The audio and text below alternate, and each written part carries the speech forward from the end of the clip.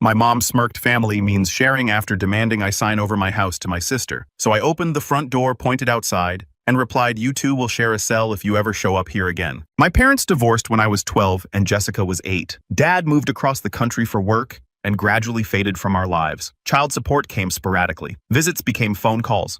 Phone calls became birthday cards, and eventually even those stopped. Mom Helen 56F did her best, but money was always tight. I watched Mom struggle and decided early on that I'd never be in that position. While Jessica partied through high school, I studied. While she dropped out of community college twice, I worked 2 jobs to pay for my degree in accounting. When she got pregnant at 19 by a guy she'd known for 3 months, I was living on ramen and saving every penny for a house down payment. I'm not saying this to be harsh. Jessica's had it rough. 3 kids by 26, 2 different fathers who've both vanished, and she's been living in Mom's basement for the past 2 years. Her ex-husband Brandon has a restraining order against him after a domestic incident last year. She works part-time at a daycare which barely covers her expenses. 2 years ago, I bought my townhouse. It's nothing fancy, a 3-bedroom, 2-bath in a decent school district. I'd saved for 8 years working 60-hour weeks, skipping vacations, driving the same beat-up Honda since college. The day I got the keys was one of the proudest moments of my life. Last Sunday, Mom invited me over for dinner. I should have known something was up when she made my favorite meal. After dessert, she sat me down with this serious expression and said, "Nathan, we need to talk about your living situation." I thought maybe she was going to ask to move in with me, but no, she wanted me to sign my townhouse over to Jessica. Her exact words, "Jessica's children need stability. They need a real home, not a basement. You're young, single, no kids. You can easily get an apartment, but those babies need a yard, their own rooms, and a good school. You'd be giving them a future." I sat there stunned while Mom laid out her plan. I'd move back home temporarily, save up for another place. Jessica would take over the mortgage payments once she got on her feet. Mom had even researched how to do a quitclaim deed transfer. When I finally found my voice, I asked, "Are you seriously asking me to give away the house I worked for almost a decade to buy?" Mom's response, "It's not giving it away, it's investing in your family. Jessica didn't have the opportunities you did. She had children young. She's doing her best." I pointed out that Jessica had the same opportunities. She just made different choices. Mom accused me of being selfish, of punishing Jessica for mistakes she made as a teenager. She said I'd become cold, materialistic, that Dad's selfishness had rubbed off on me despite his absence. That stung. I've sent Mom money every month since I graduated. I babysit Jessica's kids regularly. I paid for her car repairs last year, bought all the kids' school supplies, covered Mom's property taxes when she fell behind, but apparently keeping the home I bought makes me selfish. I left without agreeing to anything. Since then, I've received 17 texts from Mom about family responsibility and multiple Facebook posts that she thinks I can't see about children who forget where they came from. A long email from Jessica about how her kids cry themselves to sleep in the basement.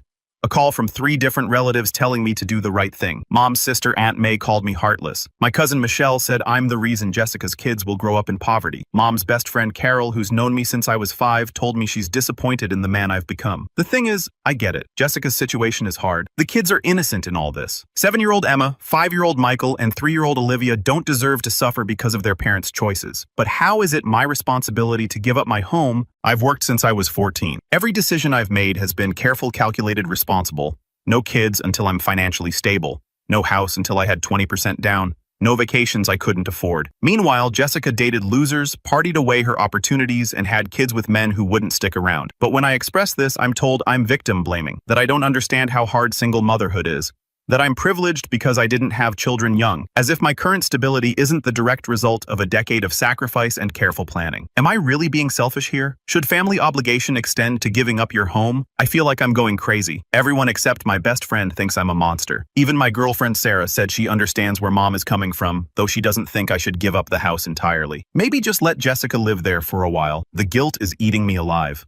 I drive past Jessica's kids' daycare and imagine them in my yard having their own rooms, going to the good elementary school nearby. Then I remember the years of overtime, the skipped meals, the nights I studied until 3 a.m. while working full-time, and I get angry all over again. What would you do? Update 1. 3 days later. I wasn't planning to update so soon, but something happened that's changed everything. After reading your comments, thank you to everyone who responded. I decided to stand firm. Many of you pointed out red flags I hadn't considered, particularly about the mortgage transfer and Jessica's history of financial responsibility. I texted Mom that my decision was final. I would not be giving Jessica my house. The family explosion was immediate. Mom called me crying, saying I condemned her grandchildren to poverty. Jessica sent a voice message calling me names I won't repeat here. Aunt May posted on Facebook about family members who value property over blood. It was brutal, but I held firm. Then yesterday, everything shifted.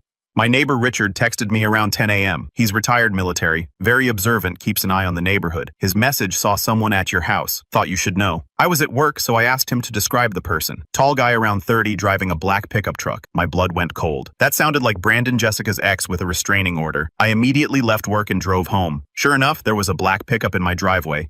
But what I saw next made my jaw drop. Jessica was carrying boxes from the truck into my house through my front door. Using a key, I parked down the street and called the police, then approached carefully. Through the window, I could see Jessica and Brandon moving furniture into my living room. My furniture was being stacked in the garage. When the police arrived, Jessica tried to play it cool. She told them she was house-sitting for her brother. She had a key, which I'd given her for emergencies 2 months ago and forgotten about. Brandon stayed silent, knowing he was violating the restraining order by being near Jessica. I showed the officers my deed. My ID explained the situation. Jessica broke down crying, claiming I'd promised her the house and was now backing out. She said she'd already told the kids they were moving, had enrolled them in the local school, had even forwarded her mail. The officers made them leave and told Jessica she needed to return the key. Brandon was arrested for violating the restraining order. Turns out, it was still active despite Jessica's claims they were working things out. But here's where it gets worse. While Jessica was crying to the police, she let slip that mom had told her I'd already agreed to the transfer. That mom had said I was just being dramatic but would come around. Jessica genuinely thought I'd eventually cave and had decided to speed up the process. After they left, I went inside to assess the damage. They'd already painted over my living room walls. The color I'd spent a weekend choosing was now covered in bright pink. They'd ripped out my carefully installed shelving in the kids' intended rooms. My home office had been turned into a nursery. My desk and computer equipment piled carelessly in the garage. I called a locksmith immediately and had all the locks changed. Then I called Mom. The conversation was illuminating. Mom admitted she'd told Jessica the house was basically hers. She'd been so confident I'd caved to family pressure that she'd encouraged Jessica to start planning the move. When I asked about Brandon, Mom said Jessica deserved a second chance at love, that Brandon had changed, that the restraining order was just Jessica being dramatic during a rough patch. I couldn't believe what I was hearing. The restraining order was from when Brandon shoved Jessica down the stairs while she was holding baby Olivia. The man is dangerous, and Mom was facilitating their reunion. I told Mom she was no longer welcome at my house, that I was done being the family ATM, that enabling Jessica's poor choices was going to get someone hurt. Mom called me cruel, said Dad's abandonment had turned me cold, that I'd regret this when she was gone. I hung up. Last night, I got a call from the kids' school. Jessica had listed me as an emergency contact when she enrolled them, and they needed to verify information. I explained the situation, and they thanked me for the clarification. Apparently, Jessica had told them she was the homeowner, and I was a roommate who was moving out. Today, I'm getting security cameras installed and meeting with a lawyer about a cease and desist order. I'm also compiling receipts for all the money I've given Mom and Jessica over the years. It totals more than $30,000. The family harassment has intensified. I'm getting called everything from heartless to evil. Aunt May drove by my house and yelled at me from her car. Mom's friend Carol left a voicemail saying she hopes I never have children because I'd be a terrible father. But something interesting, Dad reached out. Apparently, Aunt May posted enough on Facebook that it reached his side of the family. He called me last night, first time in 3 years. He said he was proud of me for standing my ground, that he'd left partly because of Mom's enabling of Jessica even as a child and her constant financial manipulation. He offered to help with legal fees if needed. I'm not sure how to feel about that. But right now, I'm focused on protecting my home and setting boundaries. Your comments help me realize this isn't about a house. It's about a pattern of entitlement and manipulation that's been going on for years. Update 2. 1 week later, the situation has exploded into something I never could have imagined. After my last update, I thought things couldn't get more insane. I was wrong. I'm actually sitting here with my laptop, trying to process what's been uncovered, and I need to document this while it's fresh. Following the attempted house takeover, I hired a lawyer who specializes in family law and fraud cases. She advised me to do a full financial review of my family relationships and document everything. That's when things started unraveling. First, the security cameras I installed picked up something interesting. Mom has been driving by my house multiple times a day, but more concerning, she was photographing my house and taking notes. My neighbor Richard mentioned she'd asked him about my work schedule and whether Sarah stayed over often. Then 3 days ago, I got a call from Child Protective Services. Someone had reported that I was allowing children to live in unsafe conditions in my basement. The report claimed I was Jessica's landlord and refusing to fix mold issues that were making the children sick. CPS needed to investigate. Thankfully, the investigator, Ms. Thompson, was professional and quickly realized the report was false. But she did share something interesting. This was the third report about Jessica's children in 2 months. All from different sources, all with contradictory information. That evening, my lawyer called with urgent news. She'd been doing background research and discovered something shocking. Jessica has been collecting child support from 3 different men for the same children. Here's how the scheme worked. Emma's biological father, James, pays $400 per month in court-ordered child support. Michael's father, Robert, pays $350 per month. But here's the kicker. Jessica has been collecting $500 per month from a third man, David, claiming he's Olivia's father. The problem: David lives in another state and has been paying voluntarily based on Jessica's word. He's never met Olivia, never had a paternity test, and Jessica met him during a work conference when she was already 6 months pregnant. But wait, it gets worse. Jennifer discovered that Mom has been helping Jessica maintain this fraud. Mom has a separate bank account where David's payments go, which he then transfers to Jessica in small amounts to avoid detection. They've been doing this for 3 years. Additionally, Jessica has been receiving a full welfare benefits claiming 0 child support, a food stamps for a household of 4, a subsidized childcare vouchers, the emergency family assistance funds from 3 different churches. Mom drives her to different churches on rotation. The total: Jessica and Mom have been collecting nearly $4,000 per month in various forms of support while claiming poverty. When Jennifer explained the legal ramifications of this fraud perjury conspiracy, I felt sick. But she said it was crucial I knew before they tried to escalate further. And escalate they did. 2 days ago, I received a letter from a lawyer. Jessica was suing me for unlawful eviction and breach of verbal contract. She claimed I'd agreed to give her the house and she'd suffered damages for my reneging on the agreement. She wanted the house or $200,000 in damages. Her lawyer, it turns out, is Mom's friend Carol's son, fresh out of law school and apparently unaware of the full situation. Jennifer called him, laid out what we discovered, and suggested he might want to verify his client's claims before proceeding. He dropped the case within hours, but the real bombshell came yesterday. Brandon's ex-wife Melissa reached out to me through Facebook. She'd heard about the drama through mutual friends and wanted to warn me. Brandon and Jessica have been together the entire time. The restraining order was a scam. Here's their con. Jessica gets the restraining order after a staged incident. This allows her to claim single mother status for maximum benefits. Brandon lives with his mother officially, but spends every night at Mom's house with Jessica. The restraining order also prevents courts from forcing Brandon to pay child support for Michael, his actual biological son, because contact would violate the order. Melissa knows because Brandon tried the same scam with her years ago. She has documentation, text messages, even recordings of Brandon bragging about gaming the system. She's been trying to report it for years, but no one believed her because Brandon and Jessica are such convincing victims. Last night, I had a family Zoom call with Dad's side of the family, people I haven't spoken to in years. They shared their own stories about Mom and Jessica. Apparently, this behavior goes back decades. Mom has been running various scams since before the divorce. Fake charity collections, staged accidents for insurance money, even selling the same car to multiple people and claiming it was stolen. Dad didn't abandon us. He left after Mom tried to frame him for domestic violence to get a better divorce settlement. He has documentation of her threats to ruin his life if he didn't give her everything. He fought for custody, but Mom convinced everyone he was dangerous. He gave up after going bankrupt from legal fees. Uncle Christopher, Dad's brother, told me about a time Mom tried to sue him for a fake injury on his property. Cousin Anthony shared how Jessica had stolen his identity to open credit cards when she was 19. The family had been watching this drama unfold on Facebook, horrified but unsurprised. This morning, Jennifer called with advice. Document everything, but don't engage further. Let authorities handle the fraud investigation. Protect myself and my assets. Consider a restraining order if the harassment continues. But here's the twist. 2 hours ago, Jessica called me crying. Really crying, not manipulation crying. Brandon had been arrested again, this time for assaulting his mother when she refused to give him money. With him locked up and facing serious charges, Jessica was scared. She admitted everything. The restraining order scam, the child support fraud, Mom's involvement in all of it. She's been trapped in the cycle of Mom's schemes since she was a teenager. Mom convinced her to get pregnant the first time, promising they'd get more benefits. Every bad decision Jessica made was with Mom pulling the strings, promising it would work out, that they'd be taken care of. She said something that hit me. You got out, Nathan. You were smart enough to see through her manipulation and strong enough to resist. I never was. And now I don't know how to exist without the scams, without her control. I told Jessica I couldn't help her anymore, but I'd pay for a consultation with a lawyer if she wanted to come clean and get away from Mom. She said she'd think about it. An hour ago, Mom showed up at my house screaming through the door. I didn't open it. The cameras captured her admitting to the frauds, saying I owed them because I'd escaped the family struggle. She said if I reported them, she'd tell everyone I'd abused Jessica's kids, that she'd make sure I never worked in this town again, that she'd destroy Sarah's reputation too. I called the police.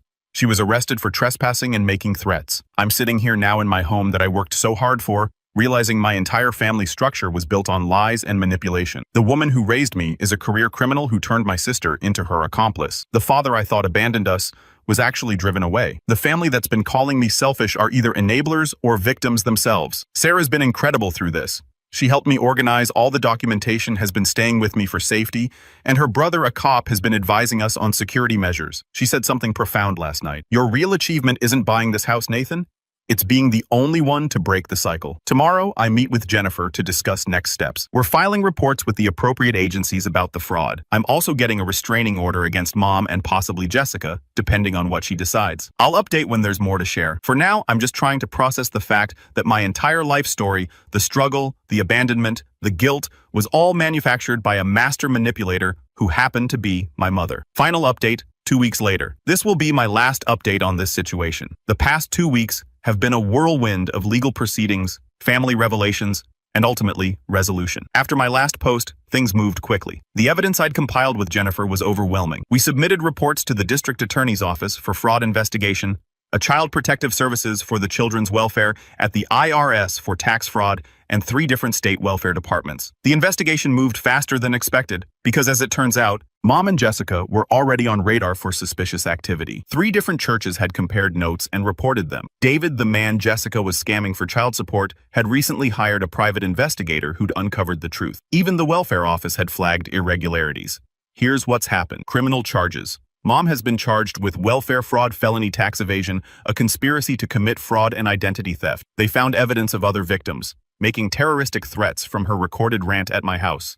Jessica has been charged with welfare fraud, filing false police reports, the fake restraining order, a custodial interference for hiding the children from legitimate fathers, child support fraud. Both are out on bail awaiting trial. Mom's looking at serious prison time, possibly 5 to 10 years given the scope and duration of the fraud. Jessica faces 2 to 5 years, but might get probation if she cooperates. The children, this was my biggest concern. CPS did a full investigation, and while the kids weren't physically abused, they were living in terrible conditions. The basement had black mold, ironically making the false CPS report partially true. The children were being coached a lie about their living situation, and Emma, the oldest, was showing signs of severe anxiety from keeping family secrets. James, Emma's biological father, has been fighting for custody for years, but Jessica always disappeared when court dates came up. He now has temporary custody of Emma. Robert, Michael's father, was located in another state. He didn't even know Michael existed. Jessica had used a fake name with him. He's establishing paternity and wants to be involved. David, who'd been paying for Olivia, isn't her biological father as suspected, but in an unexpected twist, he still wants to help. He started a small trust fund for Olivia's education, saying no child should suffer for their parents' crimes. Brandon's mother, Linda, has stepped up. Despite everything with Brandon, she's petitioned for temporary custody of Michael and Olivia since Brandon is Michael's father and Robert needs time to establish his situation. She's a good woman who's been trying to help Jessica escape Brandon for years. Jessica's decision. After Brandon was arrested, Jessica finally broke. She agreed to cooperate with authorities in exchange for a plea deal. She's in therapy now, paid for by a victim's assistance program.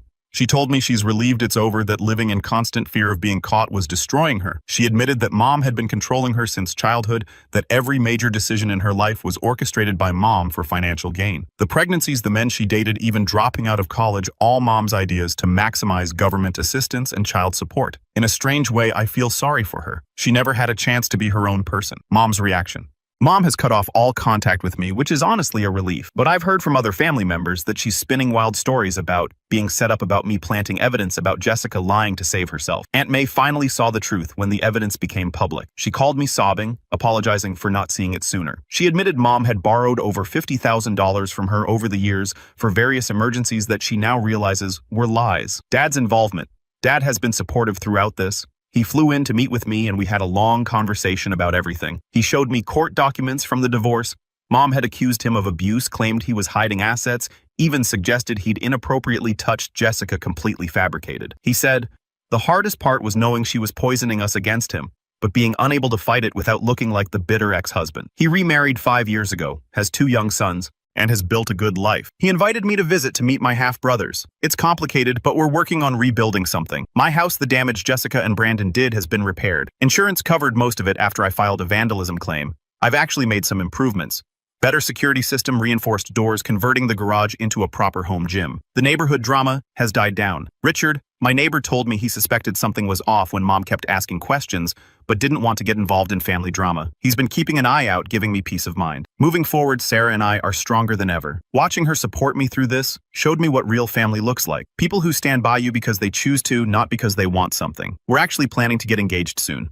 Her family has embraced me completely. Her mother Sharon said something that stuck with me. Family isn't about blood, Nathan. It's about who shows up when life gets hard. I'm in therapy now, working through decades of manipulation and guilt. My therapist says I show signs of complex PTSD from growing up in such a toxic environment. It's hard work, but I'm finally understanding that my success isn't selfishness, it's survival. I've also connected with other survivors of family financial abuse through a support group. Hearing their stories has helped me realize how common this is. How many people get trapped in these cycles of manipulation and exploitation. The aftermath. The investigation revealed Mom and Jessica had defrauded various agencies and individuals of over $200,000 over the past decade. Mom had even taken out credit cards in my name when I was in college, which I'm now having to dispute. Several of Mom's flying monkeys have reached out to apologize. Carol's son, the lawyer, was horrified when he learned the truth and personally apologized for taking the case without due diligence. He's actually been helpful in connecting me with resources for fraud victims. The kids are doing better. Emma is in therapy and thriving with James.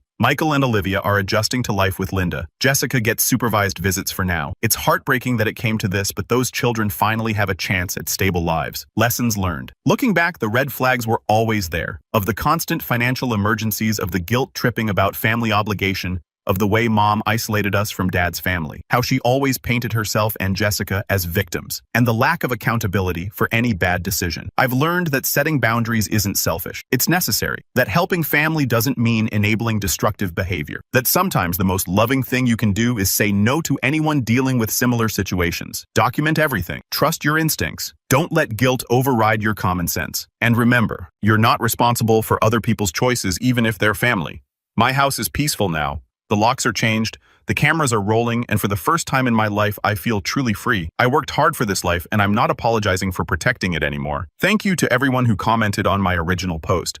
Your validation and advice gave me the strength to stand firm when everyone around me was saying I was wrong. You helped me see that I wasn't crazy, that my instincts were right. Sometimes the family you choose is better than the family you're born into, and sometimes cutting toxic people out of your life isn't giving up, it's growing up. This is Nathan signing off. Time to live my life without the chaos.